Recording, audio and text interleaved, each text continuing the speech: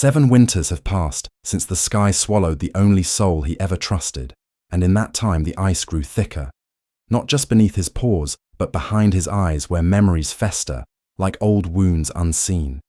He roams without reason, starving not just in body, but in something deeper, colder, older than hunger, until the moment he collapses, broken, breathless, forgotten. And in that silence where even death hesitates, a stray dog appears, ragged, limping, insignificant. And yet in his eyes there is something ancient, something that doesn't flinch, something that knows. And as the wind screams across the barren white, the dog moves closer, not away, and what happens next is not survival. It is the return of something the world had no right to hope for, the stirring of a bond buried beneath 7 years of frost and grief, the kind of bond that time cannot touch, the kind of love that never learned how to die. Every morning he rose the same way, slow, heavy, as if the weight of waking pressed harder than the snow around him. His massive paws dragged through drifts without urgency, not from age, but from something softer, something broken. He moved with the rhythm of routine, circling the same ice fields, sniffing the same wind, pausing at a ridge that looked different from any other, yet held him a moment longer than it should have. And in that pause, the world stilled, as if listening for something that never came. His breath clouded the air in silence, his ears twitched at every distant sound, and though there was no danger, no prey, no company, he kept looking as if expecting a voice, a laugh, a whisper that once meant home. Even his sleep betrayed him. Twitching limbs murmured growls, not of threat but of memory.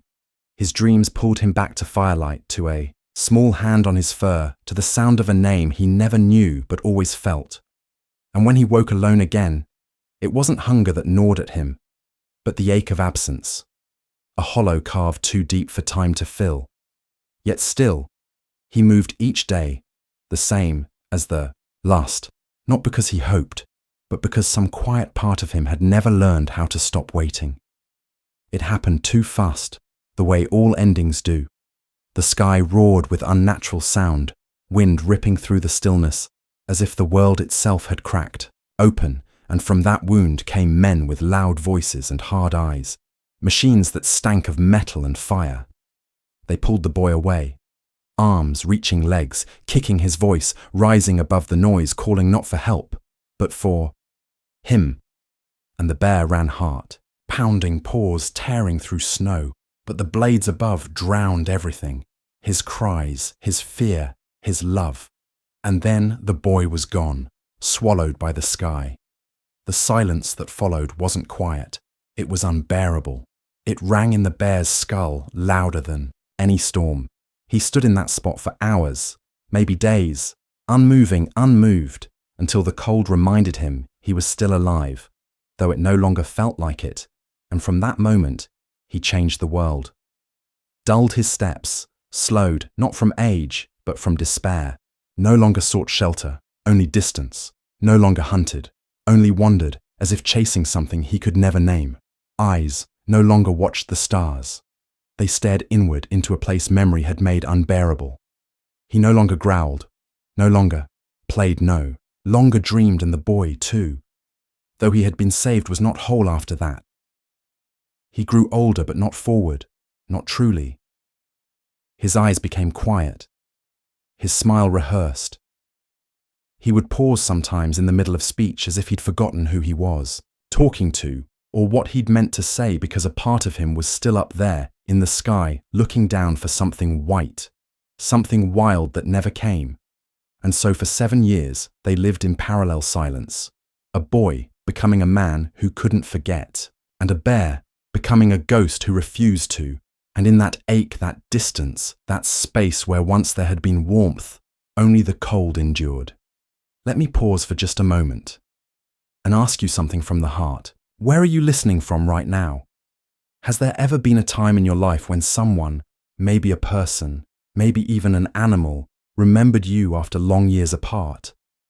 A glance, a moment, and suddenly the past was right there again. If stories like this speak to something inside you, Stay with us. Subscribe. There's so much more ahead, and it only gets deeper from here. It wasn't much at first, just a scent on the wind, something smoky, something human, something familiar. And the bear paused, nose lifted, heart pounding without reason. Then came the dream, sharper than usual, the boy's voice, clearer than snowmelt calling, laughing, running. And when he woke, his chest ached in a new way, not from hunger, but from need. And that same day, the dog appeared like he'd stepped out of memory itself, limping, matted, quiet, but with eyes that knew, not just the bear, but the weight. He carried the dog, circled, him sniffed, barked once, and lay down beside him, and something shifted, not loudly, not suddenly, but deep, like ice cracking beneath the surface. The bear didn't move, didn't trust it, but he didn't walk away either.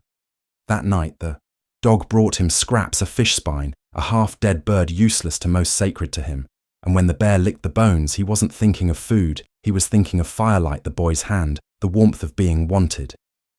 Again, the dog didn't speak, but every action was a question. Do you remember?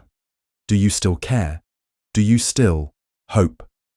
And the bear didn't know the answer. Not yet. Every step toward the past felt like walking barefoot on old wounds. But every breath, without trying, felt worse. He was afraid, not of pain, but of being forgotten. What if the boy no longer waited? What if the boy no longer believed? But the dog kept returning, kept nudging, kept looking back. And one morning, without knowing why or how or what would come of it, the bear stood, followed, and for the first time in 7 winters he moved not to escape the past, but to find it. The snow was soft beneath his feet, but the bear's legs felt heavy. Each step toward the edge of the town felt like walking through something thicker than winter. The dog had gone ahead, barking once, then falling silent, and now the bear stood still, his breath clouding the air, his chest rising slow, unsure. The scent hit first wood. Smoke, metal cloth, and beneath it, something impossible, something known. And then the door opened. A figure stepped out, wrapped in layers, face shadowed by the low sun, but the shape, the weight, the stillness. It wasn't a stranger, not to him. The bear froze, head low, eyes locked, heart racing. The man stopped too. His hand moved up, slow, deliberate, pulled off the gloved fingers, pale with cold, and lifted outward, palm open, like all those years ago. No words, no commands, just presence.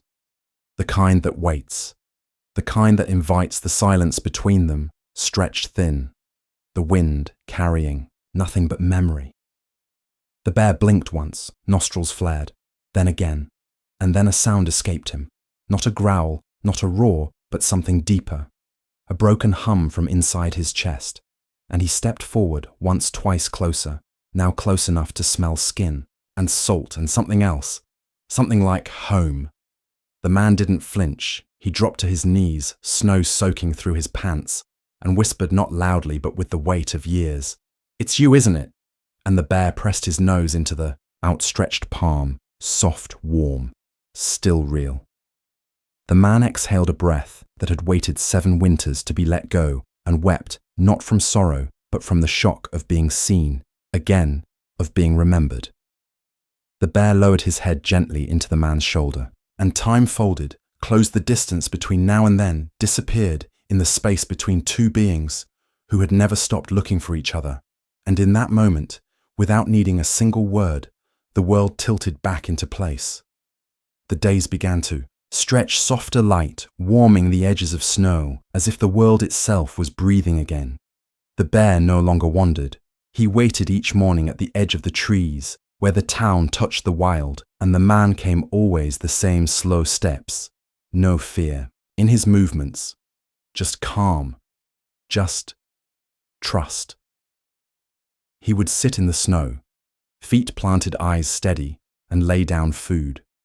But more than that, he offered stillness, a space where the bear could exist, not as a memory, not as a myth, but as something real again. At first, the bear kept his distance, a step or 2 away, eyes cautious, body tense, but then came small changes, a moment longer beside the man, a brush of fur against a coat, a soft huff against a palm, and one day, without knowing why, the man reached up and placed his hand on the bear's head, and the bear closed his eyes, not from fear, but from something close to peace. It didn't happen all at once, but quietly. Like snow melting a little more each day, the man began to smile again, not out of habit, but from someplace genuine, the kind of smile that comes when something lost returns whole.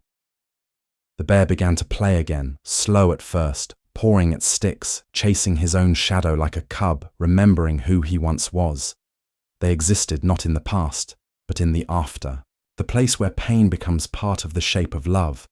And though the dog never returned, his absence was a presence, his trail frozen into the earth, a reminder that some messengers appear only when most needed, and then vanish when their task is done. The bond between man and bear did not need words. It lived in gesture, in glance, in breath, shared under the same sky. And though the world around them moved on fast, loud, uncertain, they remained steady and quiet and alive. Some connections are not erased. By time or silence they sleep, and when they wake they do not ask what was lost. They simply become again. And in that becoming remind us that memory is not just what we recall. It is what reaches back when we least expect it and takes our hand. Some bonds don't ask to be understood. They simply endure quietly beneath time, beneath distance, beneath the noise of everything else we try to become. And when they return, they do not knock or explain, they just are. They arrive like a breath held too long, like warmth you forgot. You missed, like the sound of your own name spoken after years of silence. This meeting was not a beginning nor a return. It was a remembering, a quiet recognition of something that never truly left the bear. No longer wandered, the man no longer waited. Both had been lost in different ways and found in the same moment. Some connections do not fade. They wait in the stillness until we are ready to feel again. And when we do, they remind us not who we were, but who we still are and have always been.